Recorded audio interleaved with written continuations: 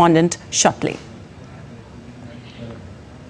And now to continue for the headlines, sanctions imposed on Mali by the United Nations are set to expire today.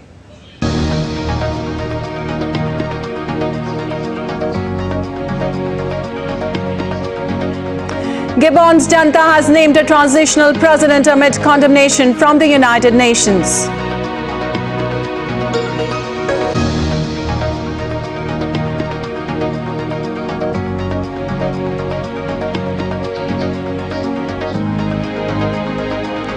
Tropical storm Idalia is moving south after lashing Florida.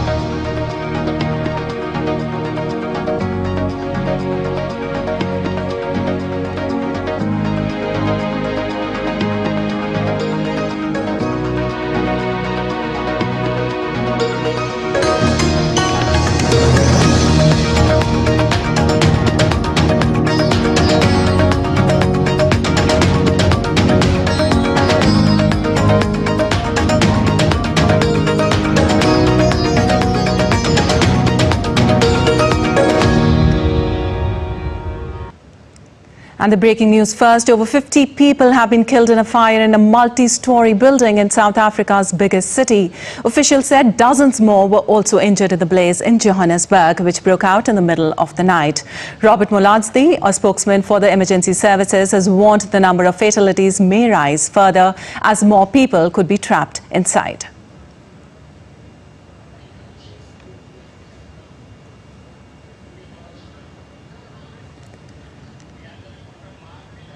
And we have a report with Mark with us. Mark, tell us the latest. What's happening there?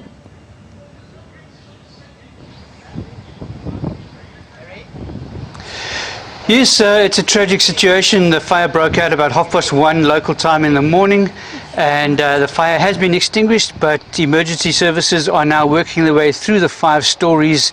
They have explained that the actual living conditions are very much like an informal settlement within the building. No clear number of how many people were living there, but speculation is possibly 200 people living in the 5-story building. And the death toll, I mean, in the past 2 hours has gone from 40 to 56 was the last I saw a few minutes ago. So authorities are saying they're not expecting this at this stage to be recovering any survivors. It would be very unlikely. It's more likely that they're going to find more bodies as they work their way through what is a very congested living environment, which would have made it very difficult for people to escape once the fire had broken out. Well, Mark, how is the emergency services handling the whole situation?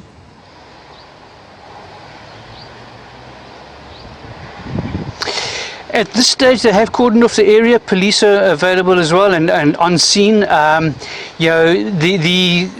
The concern among some is that they have not yet seen any high-level city officials actually making an appearance and making any statements.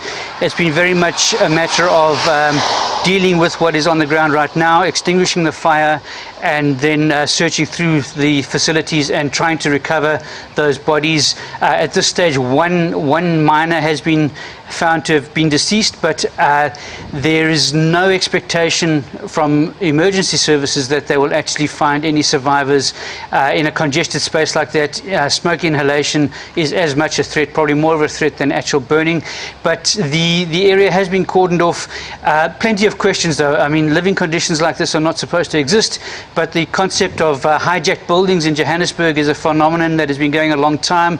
Buildings that end up over-tenanted and not much regulation in terms of who stays there and what those living conditions are. So at this point in time, no official word from city authorities, but we are watching to see what they have to say once they arrive on the scene. Right, Mark. Has the exact reason been ascertained till now? Has anything come up?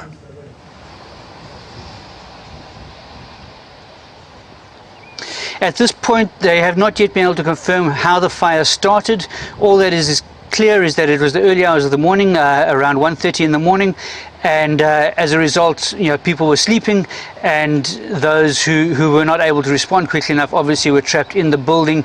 It's not confirmed at this point exactly what started the fire.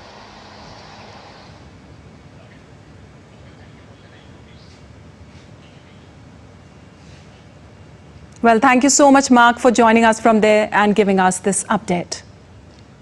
And moving on, sanctions on Mali are set to expire after Russia vetoed a Security Council draft resolution. It comes amid reports from the UN that Mali's troops and its foreign security partners are using violence against women and other grave human rights abuses to spread terror. We are convinced that the adoption by the Council in this, which flouts Mali President Ibrahim Boubacar's desire to get rid of the sanctions regime, will just undermine the sanctions regime, and it will not help the Malian peace process. It will just further antagonize the parties. And the US and the UK say they deeply regret Russia's decision, adding that the move threatens peace and security in the entire region. The Council's failure to agree on the urgent and necessary renewal of Mali's sanctions regime due to Russia's actions threatens peace and security, not just in Mali, but the entire region.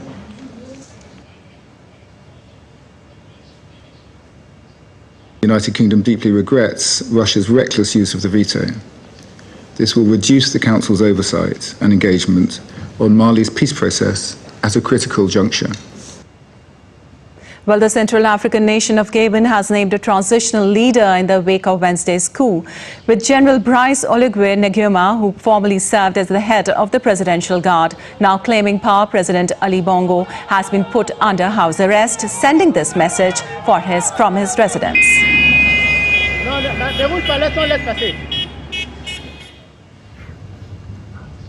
I'm in the residence and nothing happening. Nothing is happening. I don't know what's going on. So I'm calling you to make noise, really. I'm thanking you. Thank you. And international bodies are condemning the coup, with the United Nations calling for a peaceful resolution. All right. The Secretary General is following closely the evolving situation in Gabon. He notes with deep concern the announcement of the election results amid reports of serious infringements of fundamental freedoms. He firmly condemns the ongoing coup attempt as a means to resolve the post-electoral crisis. The Secretary General reaffirms his strong opposition to military coups. Moving on, the foreign ministers of the European Union will be meeting in Spain on Thursday to discuss their response to last month's coup in Niger, including possible sanctions, considering news of military officers declaring they have seized power in Gabon. A major theme of this gathering is instability in the West and Central African countries. Hassoumi Massoudou, Niger's foreign minister, and Omar Touré, the head of the Commission of West Africa's main regional bloc, ECOWAS, will attend the talks. While the EU defence ministers will hold a news conference after informal talks in Spain. Prior to this, EU Foreign Policy Chief Josep Borrell has said that the European Union is moving ahead with the legal groundwork to impose sanctions on members of a junta that seized power in Niger last month.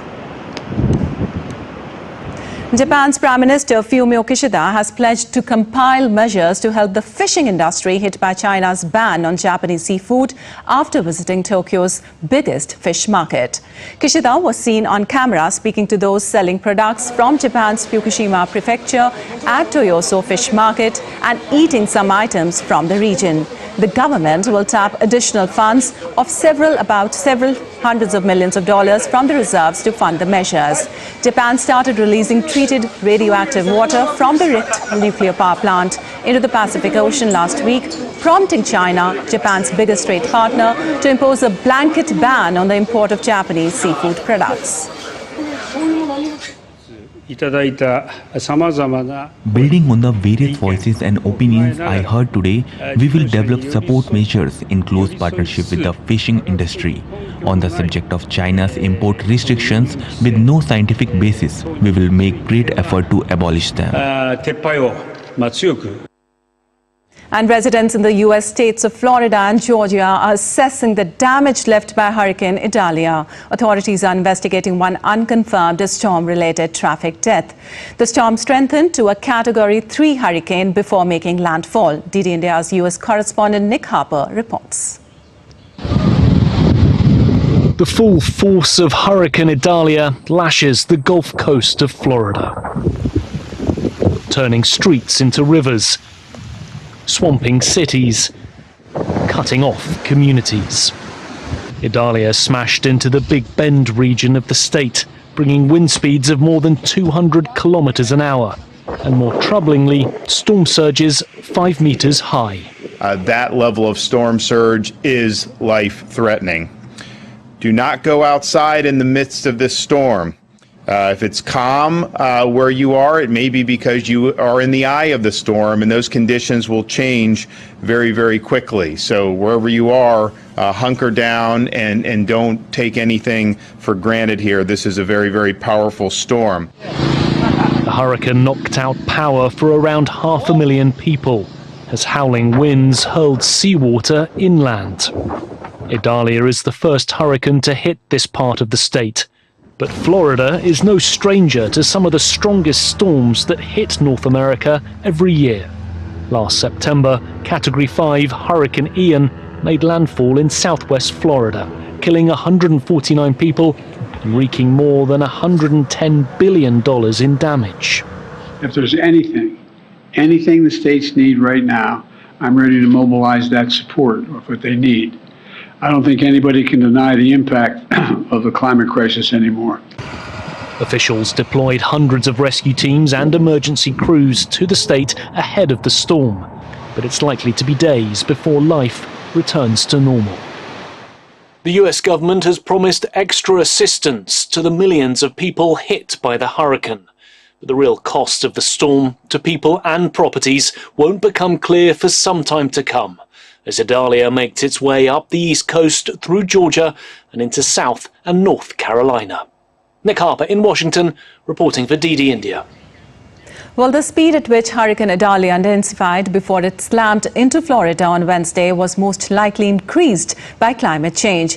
Professor Kevin Reed of Stony Brook University says studies show climate change is leading to hurricane intensifying more quickly and also becoming wetter in recent years. One of the telltale signs of climate change is the impact on the amount of rain that falls in the storms. But I think what we're starting to see is another clear climate signal is the frequency in which storms can undergo rapid intensification. And this rapid intensification is this change of over 35 miles per hour in intensity over a 24-hour period. And we've seen this quite a bit recently. Ian from just last year is another good example. Michael and Matthew, recent storms in the past. And we're pretty confident that there's a link between rapid intensification and climate change. And a view of Hurricane Idalia from the International Space Station streamlines the perspective on the scale of its impact on Florida and Georgia. The International Space Station passed over Idalia as the storm plowed into Florida's Big Bend region as an extremely dangerous Category 3 hurricane. Thick white swirling bulk of clouds could be seen in the video released by the ISS. The hurricane has so far forced millions of residents to evacuate or hunker down in anticipation of a life-threatening surge of tidal waters. Drawing strength from the Gulf of Mexico's warm waters, Idalia unleashed destructive winds and torrential downpours. And a large-scale outdoor military exercise is underway in South Korea as a part of the Ulchi Freedom Shield drills. More than 1,000 soldiers and about 450 military equipment, including K-1A2 tank and K-9A1 self-propelled howitzers, have been mobilized. South Korea and the US are set to wrap up the drill, designed to enhance their joint response to North Korea's nuclear and missile threats.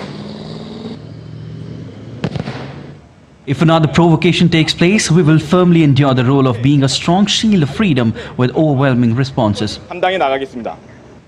Still to come on this edition of DD India Live.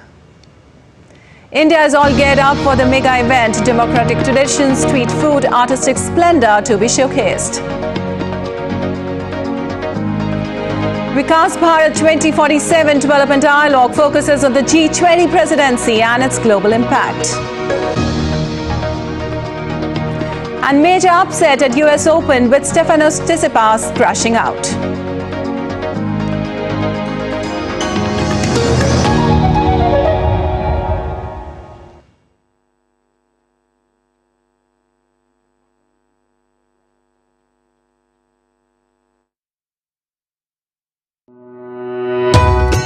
Swagata. Welcome to the land of breathtaking, natural splendor, magnificent architecture and rich cultural heritage.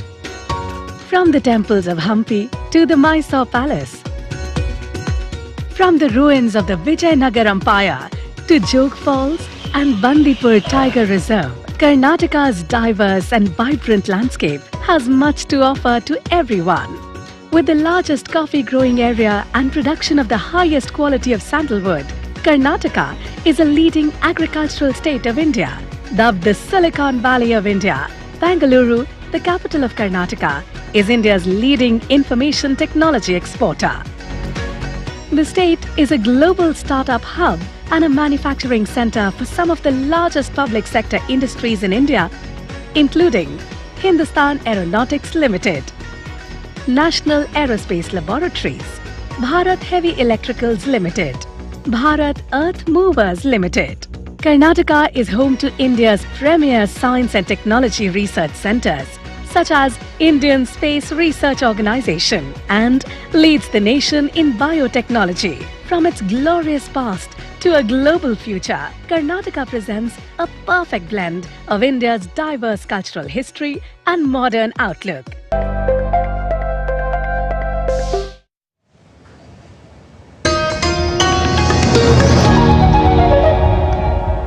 Welcome back. You're watching DD India Live. I'm Vipakshi Khurana. Moving on, India is all set to host the G20 summit scheduled to be held in New Delhi from September 9th and 10th. While leaders will arrive in New Delhi to attend the G20 summit, as New Delhi gears up for mega event, the security is beefed up and public holidays announced in the national capital from September 8th to 10th. Muktesh Pardeshi, the Special Secretary and the Head of Operations and Logistics of India's G20 Secretariat, said that a variety of different dishes are being prepared to showcase the regional cuisine of the country and street foods of India, as well as giving exposure to millets. From the Government of India, we will be offering meals at the convention center. Variety of dishes being served, but millet will find a prominent place in the menu. The chefs are working to develop different kinds of regional cuisine. The overall philosophy is that we should have exposure to street foods of India. We should have exposure to millets, and we should, the delegates should also experience different regional cuisines of India. And speaking about the preparations for upcoming G20 summit, Muktesh Pardeshi stressed India will highlight its democratic traditions, street food, artistic splendor for G20 delegates. We have twin agenda. We showcase Indian culture, crafts and cuisine. We are going to showcase progress in the field of digital sector. We want to showcase modern face of India. Meanwhile, Principal Secretary to Indian Prime Minister Dr. P.K. Mishra chaired the 9th meeting of the G20 Coordination Committee on Wednesday. The Principal Secretary took stock of arrangements for the G20 New Delhi Leaders Summit, including logistical, protocol, security and media-related arrangements. It was noted that work on the ground and on-site at Bharat Mandapam was proceeding satisfactorily. For the first time, a mobile app has been made for G20 called G20 India, which is now available available for download both on Android and iOS. G20 delegates and members of the media will also witness Digital India firsthand through the Innovation Hub and Digital India Experiential Hub, which are being set up at Bharat Mandapam. And Japan's Defense Ministry submits request to spend $52.67 billion for fiscal 2024. This is the latest move in direction to boost defense spending by $318 billion over 5 years. In Mexico, Ciudad Juarez troops have been deployed to fight homicides and migrant trafficking across the border. Organized crime in the state has been rampant since former President Felipe Calderon's war against drug cartels in the country.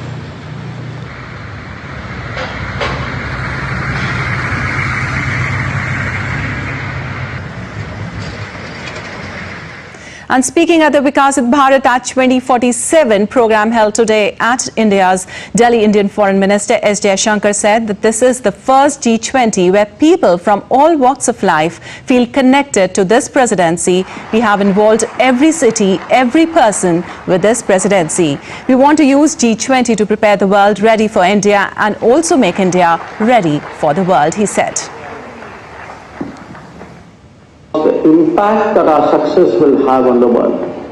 The second point I'm making is how we are today, the generosity of India. When you say that in G20, Vasudhaiva Kutumbakam, when we say one earth, one family, one future, the world believes that. They do not think this is an empty slogan made for a conference. They actually have seen in the behavior of India. And in sports, on to US Open now. Greek seventh seed Stefanos Tsitsipas crashed out of the US Open after suffering a shocking upset by world number 128 Swiss Dominic Striker.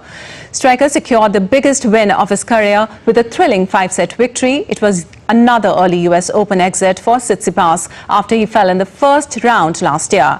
Tsitsipas had a chance to serve for the match while leading 5-3 in the fourth set, but Striker stepped up with the break en route to facing a decider, which he won. Playing in his first US Open main draw, world number 128 Striker used his massive serve, booming forehand and solid net play during the grueling 4-hour encounter in which he broke the Australian Open finalist 6 times for his first win over a top 10 player.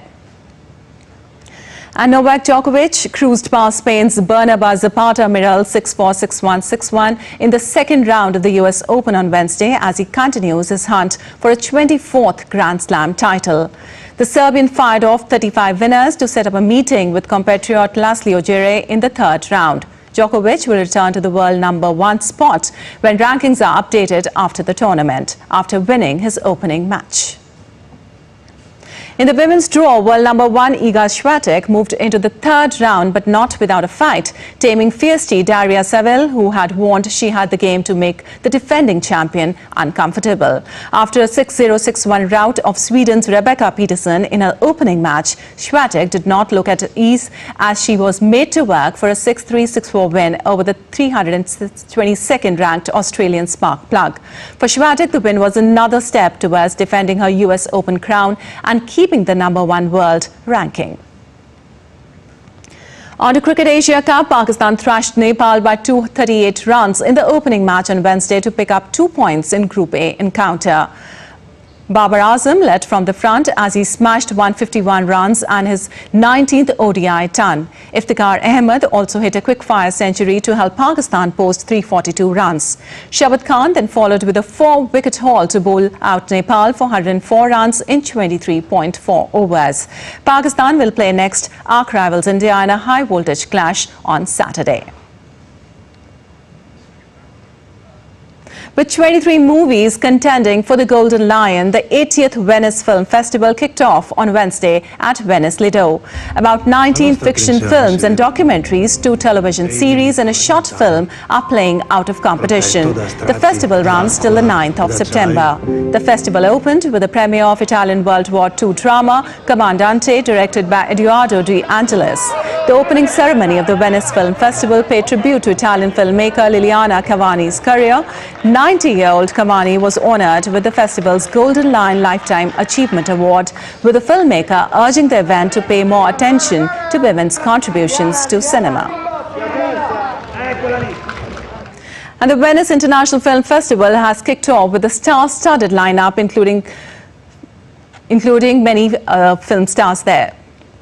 And returning to our top...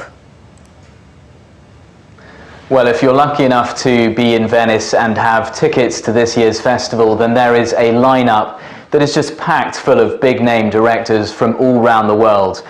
You have Maestro, the biopic directed and starred in by Bradley Cooper, which looks at the life of the American conductor Leonard Bernstein. You've got Ferrari by the director Michael Mann, which charts the life of Enzo Ferrari, whose iconic car company, of course, still bears his name. And you've also got movies from directors such as Sofia Coppola, the Italian director Edoardo De Angelis, to name just a few of the big names that are turning up in Venice for this year's festival. However, if you are there, you're probably not going to see very many Hollywood stars hanging out at Venice's cafes and restaurants, and that's because actors are not allowed to promote movies due to the ongoing strike unless they get special dispensation from the union that represents them. Now, despite that little bit of stardust being missing from the red carpet in Venice this year, the festival's director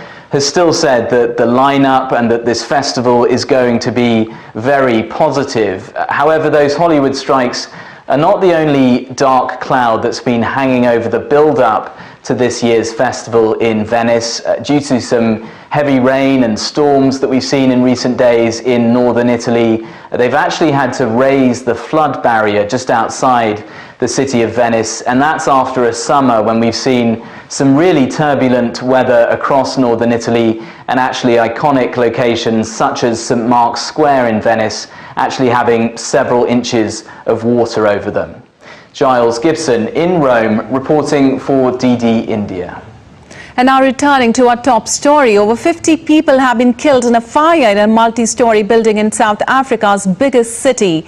New pictures from the scene showed flames and smoke billowing from the building in Johannesburg. Officials say dozens more were also injured in the blaze, which broke out in the middle of the night. Firefighters and emergency vehicles are at the scene, and several bodies lay covered on a street near the site.